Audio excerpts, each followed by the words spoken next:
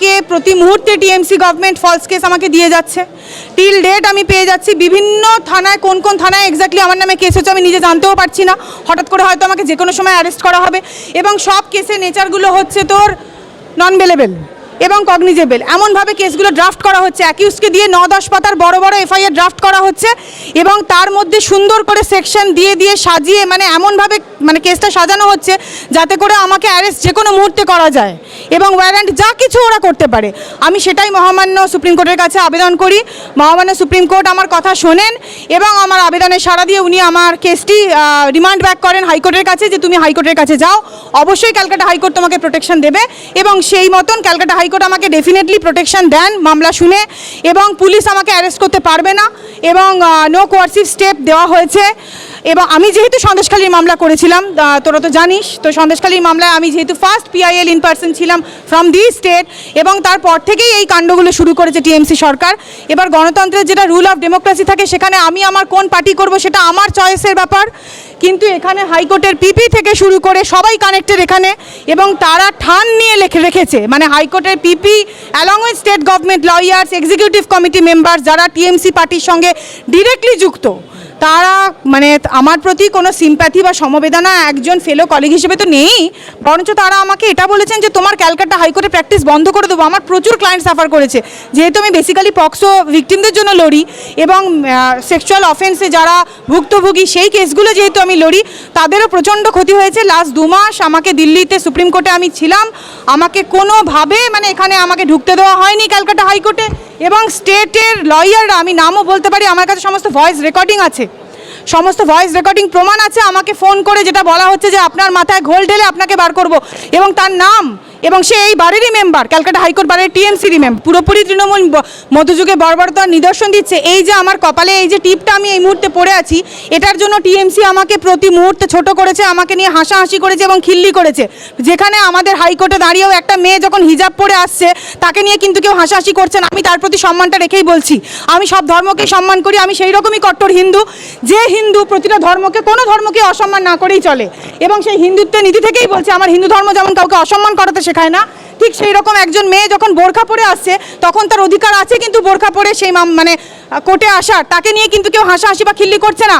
কিন্তু মঙ্গলবার শনিবার করে আমি বজরংবলীর পুজো করি, আমার কপালে এই লাল টিপ বা কমলা টিপ, এটা নিয়ে পর্যন্ত তৃণমূল খিল্লি করছে, এবং তৃণমূল এইটাকেও পর্যন্ত পড়ার থেকে বন্ধ করে, যে এইটা পড়ে আমি ভেতরে ঢুকতে পারবো না, এটা নাকি ধর্মীয় নিদর্শন। মানে এই দেশে থেকে, এই রাজ্যে থেকে মানে বর্বরতা কি, এই রাজ্যে বর্বরতার মানে চূড়ান্ত পর্যায়ে, এদের কোনো মন মানসিকতা কিছু নেই, দে আর জাস্ট পাওয়ার হাঙ্ক। এদের ক্ষমতায় থাকার জন্য যেটা করার সেটাই ওরা করবে, এদের ন্যায় নীতি আদর্শ কিছু নেই।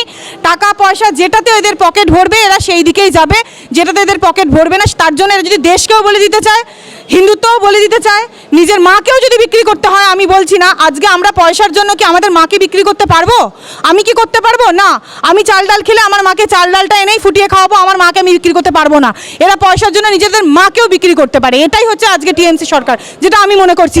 কারণ আজকে আমি একটা সন্দেশখালীর মামলা করার জন্য আজকে যে টিএমসি গভর্নমেন্ট 9 মাস আগে চার্জশিট দিল, 9 মান্থস আগে, সেই টিএমসি গভর্নমেন্ট আজকে আমার পেছনে কেন সিআইডি লাগালো, কেন আমার নামে আজকে তাহলে ফলস কেস করলো সেই টিএমসি গভর্নমেন্ট? এই কি নীতি? এইটা কি বিভাজনের নীতি নয়? রাজনীতি যখন তুমি করছো, তুমি যখন লড়াই করছো, তুমি তখন স্বচ্ছভাবে লড়াই করো। আমি যেমন স্বচ্ছভাবে লড়াই করছি, সামনে দাঁড়িয়ে থেকে এটা আমার সাথে যেটা ঠিক সেটা ঠিক, যেটা ভুল সেটা ভুল। কেউ তোমার বিরোধিতা করলেই তুমি তাকে ধরে কেস দিয়ে দেবে, তার মুখটা বন্ধ করে দিয়ে তাকে জেলের ভেতর ভরে দেবে, সে যাতে মুখটা আর খুলতে না পারে। রানীর রাজ্যে একাই রানী, তাকেই সেলাম করতে হবে। আমি সমস্ত মানে লোকের প্রতি সম্মান রেখেই বলছি, সমস্ত পলিটিক্যাল পার্টির প্রতি সম্মান রেখেই বলছি, এই ধরনের যেটা ডেমোক্রেসি সেটা ধিক্কার, সেটা শেমলেস ডেমোক্রেসি। এরকম কোনো ডেমোক্রেসি আমরা ভারতীয় সংবিধানে যা পড়েছি, সংবিধান আমি তো আজকে কোনো মতেই চিনতে পারছি না, সংবিধানের কোনো প্রয়োগ নেই এখানে। নিরপেক্ষতা কোথায়? ধর্ম নিরপেক্ষ যদি হতো তাহলে নিশ্চয়ই আমাকে এই টিপটা পরে একটা ক্যালকাটা হাইকোর্টের ভেতরে, আমি আজকে কালো কোটটা পরে বলছি কথাটা, তাহলে একটা সাধারণ মেয়ের কী অবস্থা হতে পারে?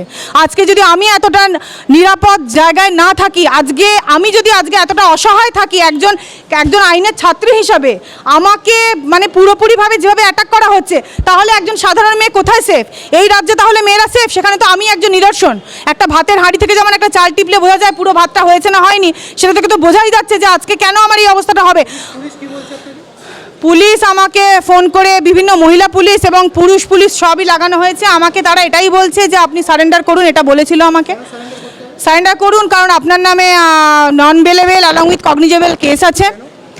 কেন আছে আমি এটাই আমি তখন ওনাদেরকে এটাই বলি, আমি আপনাদের সঙ্গে কোঅপারেট এইভাবে তো করতে পারবো না, তার কারণ আপনারা আমাকে টার্গেট করবেন, আপনারা কখনোই ইনভেস্টিগেশন ঠিকভাবে করবেন না, আপনারা আমাকে অ্যারেস্ট করার জন্য ডাকছেন। ওনারা বলেন হ্যাঁ আপনাকে আমরা অ্যারেস্ট করতেই পারি, কারণ আপনাকে অ্যারেস্ট করতেই পারি আমরা সেই জায়গায়, কারণ আপনার নামে যদি সেরকম জায়গা থাকে আমরা করব, কিন্তু আপনি মিথ্যা একটা কেস করে আমার মুখ বন্ধ করে দেবেন, আর আমি সেখানে সুপ্রিম কোর্ট যাব না।